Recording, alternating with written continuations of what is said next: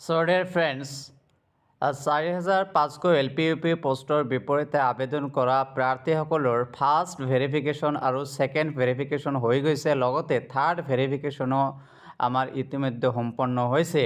আৰু third verification হৈ যোৱাৰ পিছত DEEৰ ফালৰ পৰা এইখন হৈছে প্ৰথম নটিফিকেশ্যন। এইটো দিয়া হৈছে আমাৰ 14 তাৰিখৰ নিশা দিছিলে, ৰাতি 11 বজাৰ পিছত দিছিলে, আজি 15 তাৰিখ।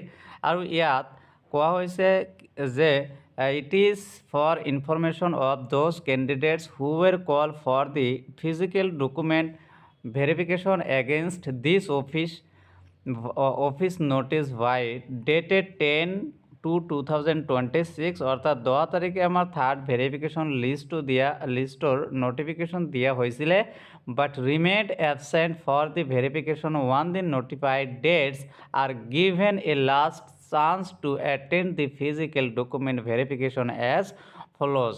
অৰ্থাৎ যিসকল কেণ্ডিডেটে থাৰ্ড ভেৰিফিকেশ্যনত উপস্থিত হ'ব পৰা নাই, 12 তাৰিখ আৰু 13 তাৰিখত উপস্থিত হ'ব পৰা নাই, তেখেতসকলৰ কাৰণে নতুনকৈ আন এটা সুবিধা দিয়া হৈছে আৰু তেওঁলোকক মতা হৈছে DEE লৈ। আৰু এইটো ডেটটো দিয়া আছে আমাৰ 16/2/2026 অৰ্থাৎ 16 তাৰিখে তেওঁলোকৰ ভেৰিফিকেশ্যন হ'ব, যিসকল অনুপস্থিত আছিলে।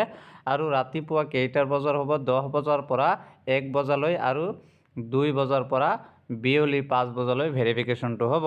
আৰু ভেনিউটো আমাৰ আছে গ্ৰাউণ্ড ফ্ল'ৰ হ'ল Rahika Assam agricultural university international guest house, Khanapara, Guwahati. So' খানাপাৰাত আপোনালোকে যাব লাগিব যদি আপুনি কি আছিলে?